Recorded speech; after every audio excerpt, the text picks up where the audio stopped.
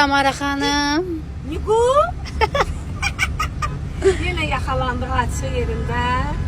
Bəli. Nigulə deməli yolumuz haradır? Nabrana Atlant ailəvi restorana gedirik. Trend ifalarımızda möhtəşəm şok proqramlı konsertim keçiriləcək. Bugün akşam artıq bütün Nabran cəmaatı, bu Bakusan Kaçmaz cəmaatı hamı orada mən səbirsizliklə yolumu gözləyir. Nigulə nə yalan danışım. Mən də səbirsizləndirəm sevənlərimlə görüşməyə. Möhtəşəm bir gün olacaq. Nigulə eşitdiyimə görə inansan yerə düşməz. İzdiham var. Niyə? Var, Niyə? Çünki qara qız gedir. Bəli. Tamara Günəşli gedir. Möhtəşəm bir gün olacaq.